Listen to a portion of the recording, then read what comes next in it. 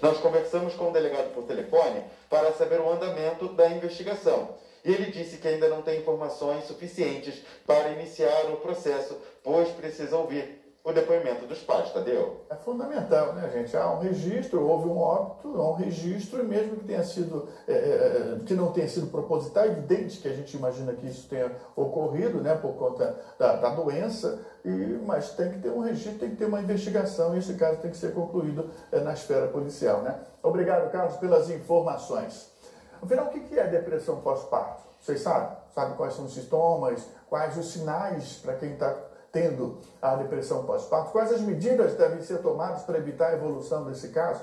São muitas as perguntas, né? E a gente vai conversar agora com a psicóloga Alessandra Araújo. Ela vai esclarecer para a gente, fazer com que a gente entenda um pouco mais a respeito sobre a depressão pós-parto. Desde já agradeço a sua presença aqui, psicóloga. Uma boa tarde. Poderia esclarecer mais ou menos o que é a depressão pós-parto para a gente? Boa tarde.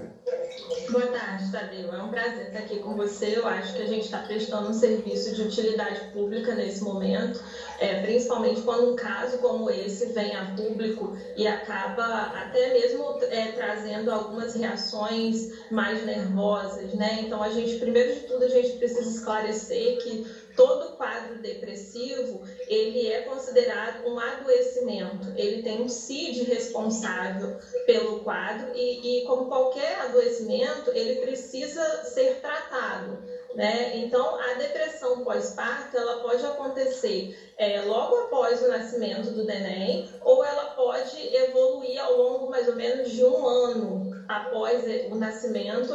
Essa depressão, ela pode aparecer para essa mãe, né? E aí é importante a gente entender que após a gestação, após o nascimento da criança, é natural e pode acontecer algumas oscilações de humor com essa mãe, né? Porque a gente tem ali todo um processo hormonal que está muito ativo, então essas alterações hormonais naturalmente vão propiciar para essa mãe alterações de humor. Então ela também está passando por um processo de mudança vivencial e existencial. Ela se tornou mãe e essa maternidade se concretizou a partir do nascimento dessa criança. Então, toda essa rotina está sendo mudada e essas alterações hormonais e reais existenciais do momento que ela está vivendo podem trazer todo um contexto de crises de choro, né? De um processo de adaptação a essa nova rotina dela com a criança e da casa também, de todas as outras pessoas que estão envolvidas nesse nascimento e nesse novo membro que chega para a família. Agora, além da alteração do humor, existe algum outro sinal, algum outro sintoma para que a pessoa possa apresentar de que ela está iniciando um processo de depressão pós-parto, até mesmo para que ela possa, né, procurar ajuda, ou então para que os familiares possam perceber, tá, e começar a ajudá-la? Existe outro sinal que possa chamar a atenção das pessoas?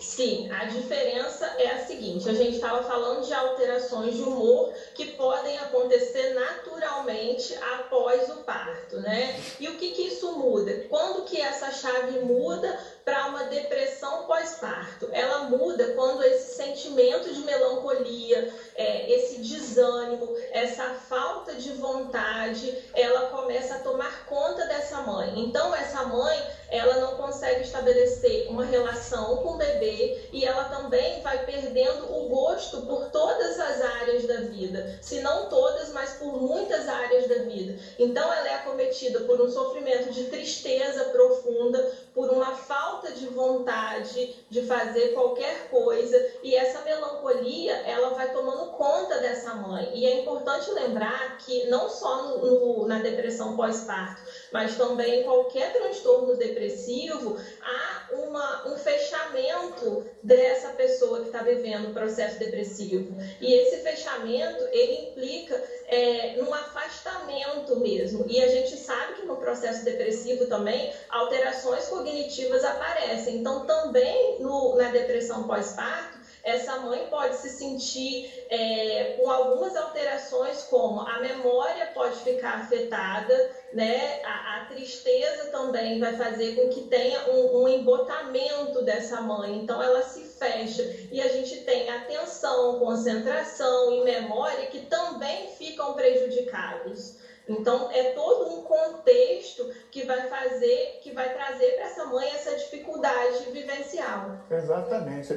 Então, para o pessoal que está em casa acompanhando, estou conversando com a Alessandra Araújo, ela é psicóloga, está explicando para a gente um pouco mais sobre essa doença, né? A depressão pós-parto, né? Que pode ter consequências, enfim, inimagináveis, né? Agora, o tratamento é só através de medicações? Como é que deve ser dado auxílio a essa pessoa? Então, assim que é percebida essa alteração de humor, essa irritabilidade, uma alteração do sono, essa falta de energia nessa mãe, que também pode acontecer um desinteresse sexual, essa motivação da mãe fica muito comprometida, até a própria obstetra, o próprio obstetra que está fazendo o acompanhamento, ele pode começar a sinalizar e fazer esse diagnóstico. E aí é importante que após a sinalização de qualquer médico que tenha percebido isso, ele vai fazer um encaminhamento. E aí a gente precisa entender, mais uma vez, e salientar que a depressão é um adoecimento, como qualquer outro adoecimento, então ela tem tratamento e a gente precisa unir algumas especialidades nesse momento. E aí a medicina vai entender se essa mãe precisa de uma entrada de tratamento hormonal, a medicina vai entender, ali na psiquiatria, é importante encaminhar essa mãe para um psiquiatra,